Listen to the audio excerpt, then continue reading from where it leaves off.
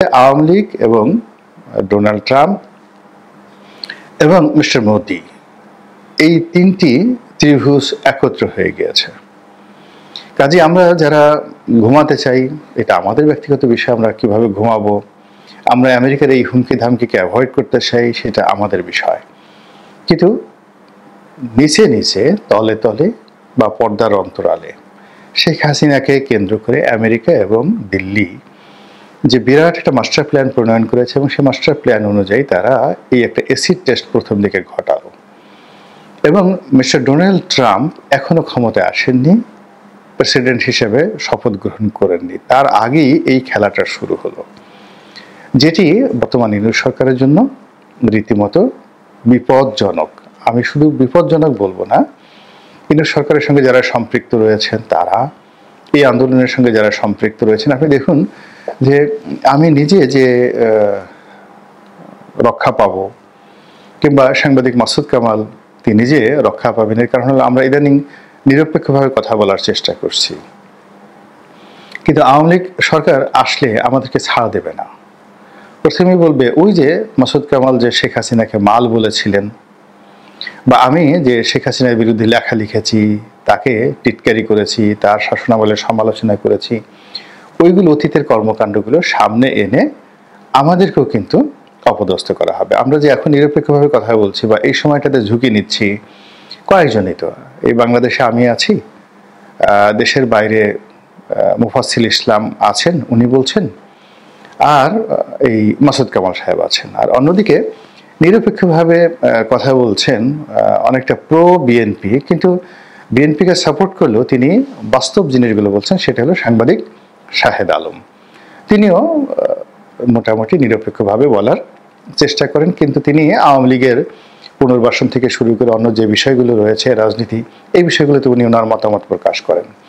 এখন যারাই আমরা এই কথাগুলো বলছি, আওয়ামী লীগ আমাদেরকে যে ছাড় দেবে বা দেবে না, এটার বাস্তব প্রমাণ হলো ধরুন এই যে মোস্তফা সরোয়ার ফারুকী, কিংবা ওই যে আওয়ামী লীগের এমপি আফিল উদ্দিন, তার ভাই বশির উদ্দিন যে এখন উপদেষ্টা মণ্ডলীতে তারা অন্তর্ভুক্ত হলেন, তাদেরকে কিন্তু কেউ ছাড় দিচ্ছে না।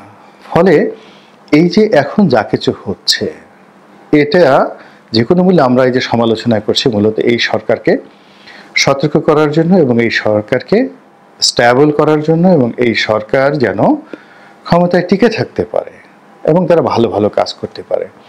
কিন্তু তারা না করে অনেকগুলো অনাহত বিষয়, অনেকগুলো অনাহত বিতর্ক এবং যাকে বলা হয় অপ্রয়োজনীয় বিষয়াদি নিয়ে এই সরকার খুব ব্যস্ত হয়ে পড়েছে।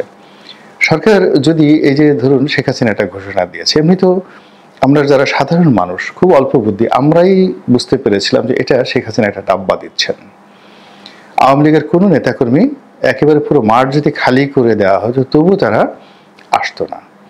এবং ট্রাম্পকে নিয়ে যে ৩-৪ জনকে গ্রেপ্তার করা হয়েছে বা ১০-১২ জনকে গ্রেপ্তার করা হয়েছে, এরকম যদি মাঠ খালি করে দেওয়া হতো তাহলে হয়তো ১০০ জন লোক মিছিল করতো, নট মোর দ্যান দ্যাট, তাদেরকে কোনো গ্রেপ্তার করার দরকার ছিল না। কিন্তু দেখা গেল এটা নিয়ে যে অস্থিরতা দেখানো হলো, উত্তেজনা দেখানো হলো, ভয় পাওয়া হলো, মারধর করা হলো, তারপরে আওয়ামী লীগের নারী কর্মীদেরকে মারধর করা হলো, এই বিষয়গুলো ঠিক 2007-8 সালের মতো হবে না, বা 1986-87 সনের মতো হবে না। এখন টেকনোলজির যুগ, 1 মিনিটের মধ্যে সারা দুনিয়াতে ছড়িয়ে পড়ছে এবং এটার যে ইফেক্ট অ্যান্ড আফটার ইফেক্ট, এটা খুব প্রবল থেকে প্রবলতর হচ্ছে।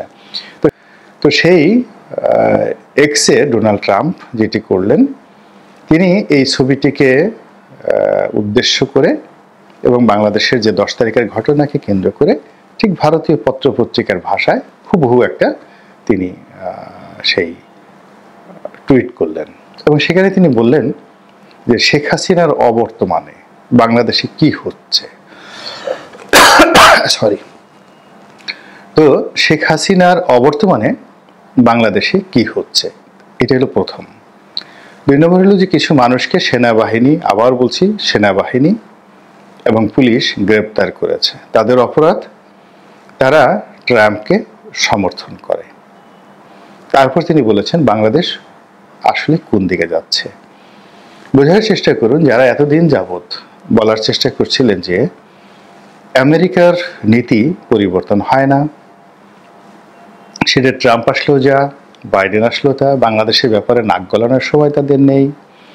এবং কোনো অবস্থাতে ট্রাম্প এই শেখ হাসিনাকে নিয়ে, বাংলাদেশকে নিয়ে মাথা ঘামাবেন না, এবং বাংলাদেশের নাম তিনি জানেন কিনা, শেখ হাসিনার নাম তিনি জানেন কিনা, বা মানচিত্রে বাংলাদেশের যে মানচিত্রের যে জায়গাটুকু রয়েছে বিশ্ব মানচিত্রে, এটি যদি ডোনাল্ড ট্রাম্পকে বলা হয়, তিনি সেটা খুঁজে বের করতে পারবেন না।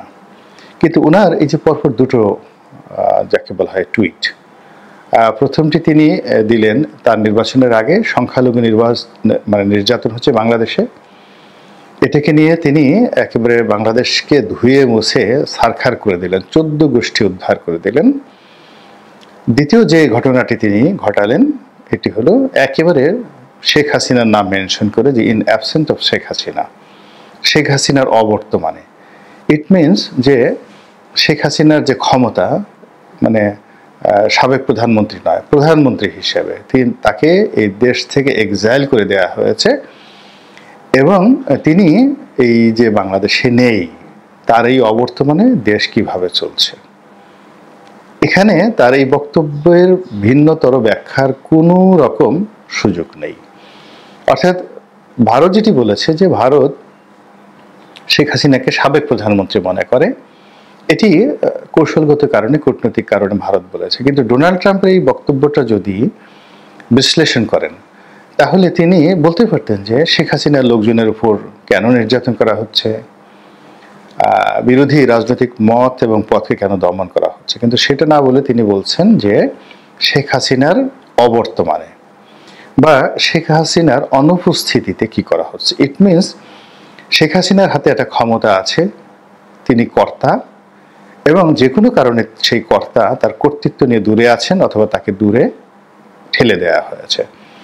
এবং এই যে তার যে দূরে চলে যাওয়া বা ঠেলে দেওয়া, এর ফলে যে অরাজকতা তৈরি হয়েছে, যে নৈরাজ্য তৈরি হয়েছে, যে অস্থিরতা তৈরি হয়েছে, এটি মিস্টার ডোনাল্ড ট্রাম্প একেবারে স্পষ্টভাবে বুঝাতে চাচ্ছে যে তিনি শেখ হাসিনার পদ, পদবি এবং এক্সাইল পুরো বিষয়টি সম্পর্কে তিনি ওয়াকিবহাল, এবং বাংলাদেশ সম্পর্কে তিনি যা কিছু জানেন স্পষ্টভাবে জানেন। 2 নম্বর হলো যে